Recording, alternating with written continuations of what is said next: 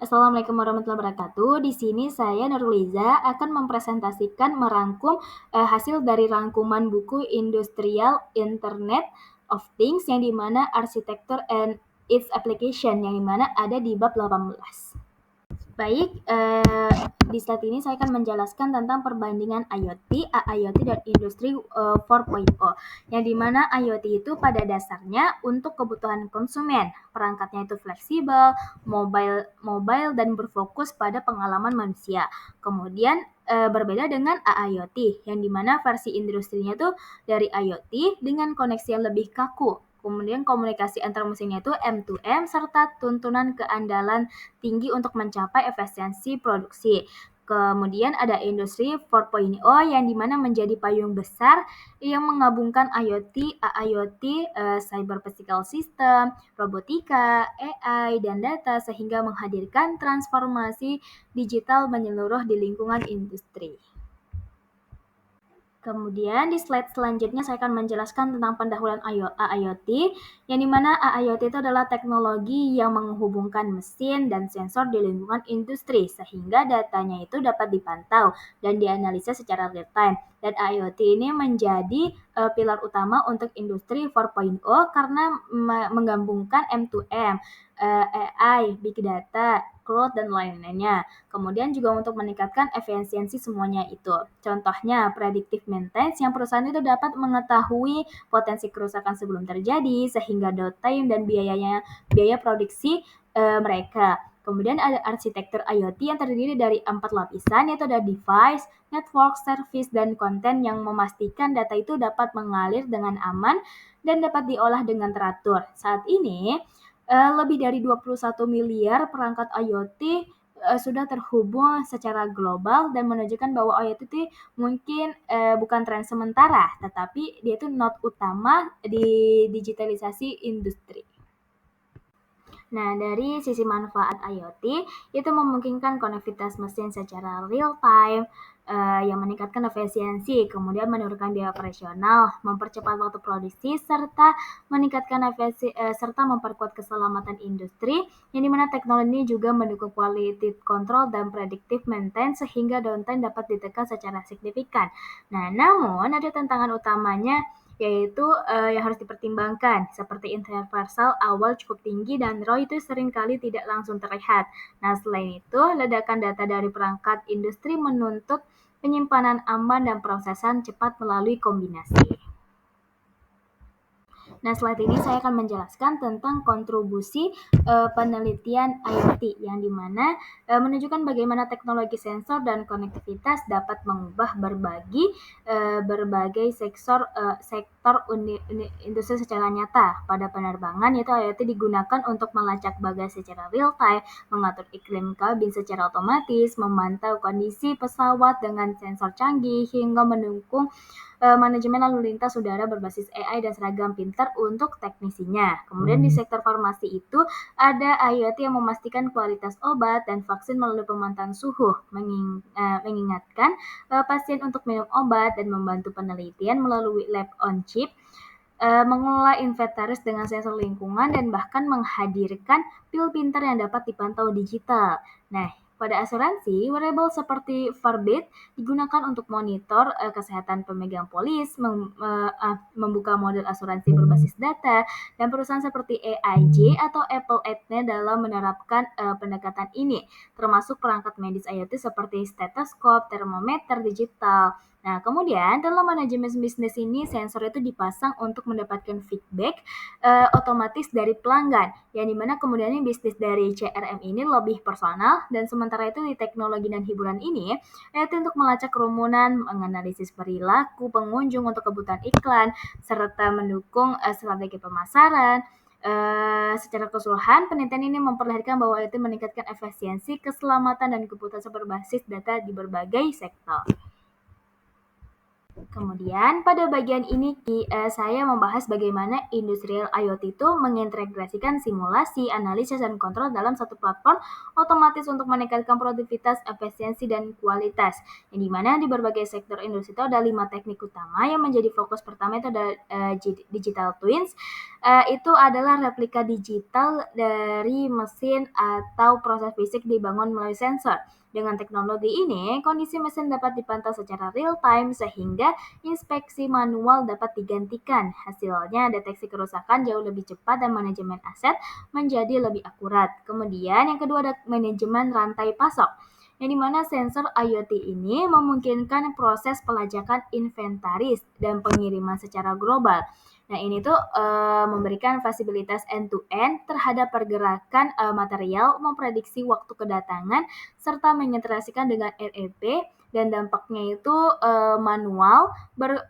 kesalahan manual itu berkurang dan biaya operasional itu menjadi lebih efisien. Ketiga ada sistem mandiri yang dimana IoT ini dikombinasikan dengan machine learning sehingga mesin itu dapat mengenali machine learning sehingga mesin itu dapat mengenali bahkan memperbaiki masalah produksi secara otomatis. Nah, kemudian yang keempat ada cermin bengkel yang dimana teknik ini mengotomasi berbagai aktivitas di workshop atau bengkel produksi dengan tujuan mempercepat manajemen informasi dan mengatasi tantangannya.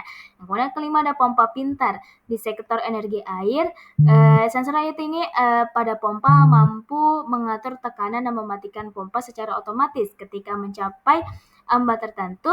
Hemat energi ini mendukung pemantauan jarak jauh.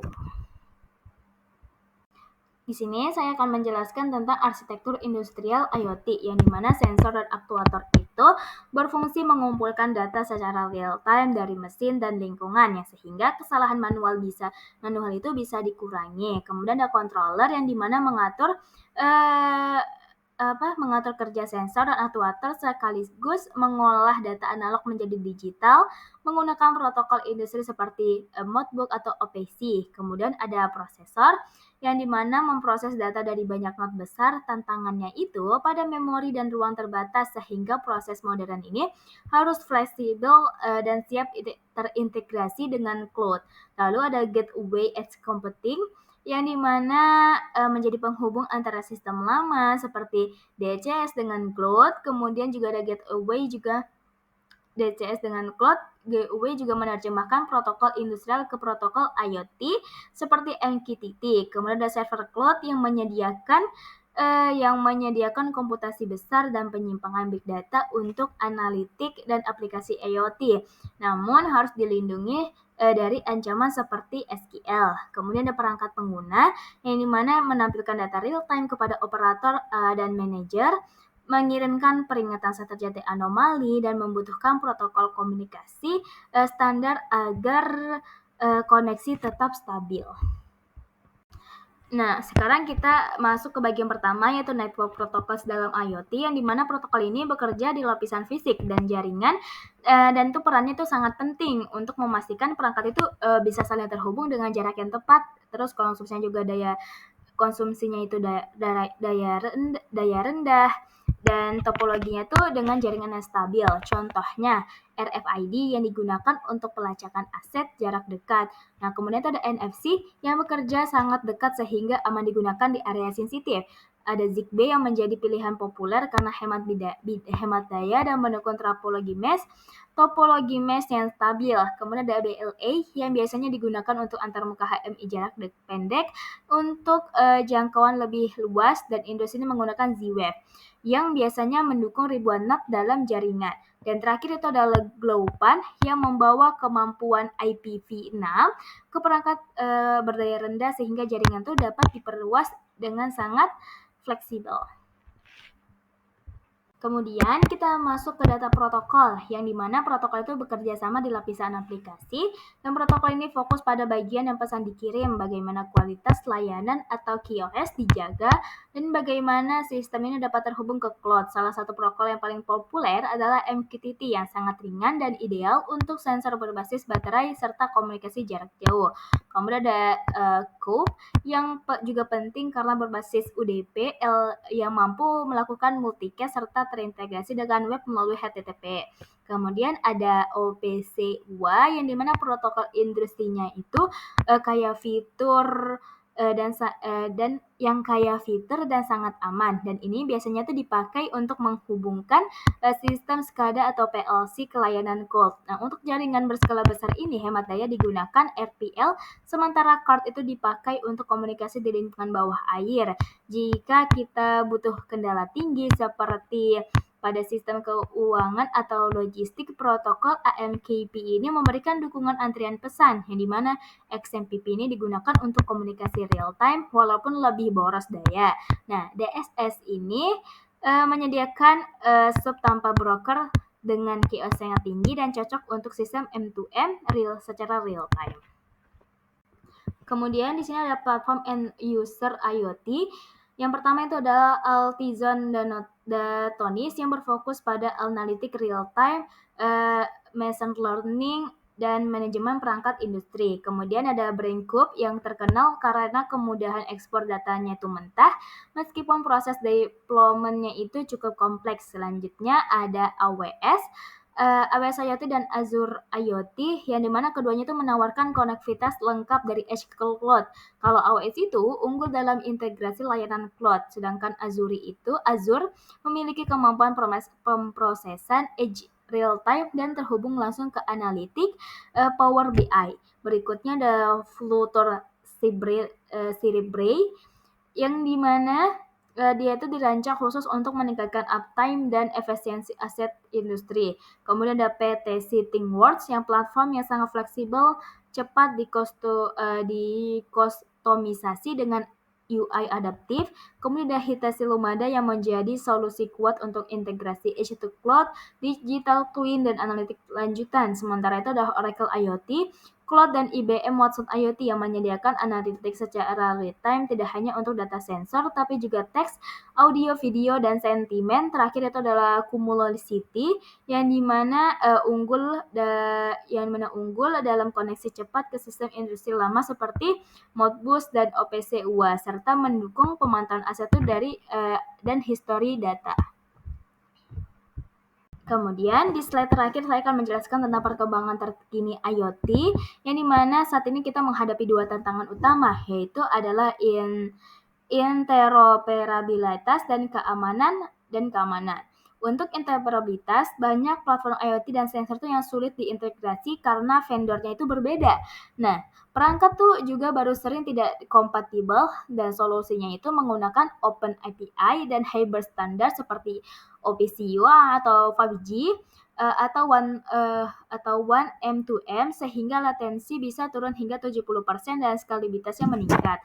Nah, kemudian di sisi keamanan itu, integrasi sensor dan cloud itu membawa manfaat seperti predictive maintenance, tetapi meningkatkan resiko ransomware-nya itu dan pelanggaran data, ini mana praktik terbaiknya itu meliputi zero trust atau OTA update, segmentasi jaringan, dan anomali detection berbasis AI. Nah, yang dapat menurunkan downtime hingga 40%. Contohnya, Bosch Record Open Care Engine dengan mengintegrasikan PLC dengan cloud dan Android untuk monitoring di kontrol industri secara terpadu. Baik, sekian presentasi dari saya. Wassalamualaikum warahmatullahi wabarakatuh.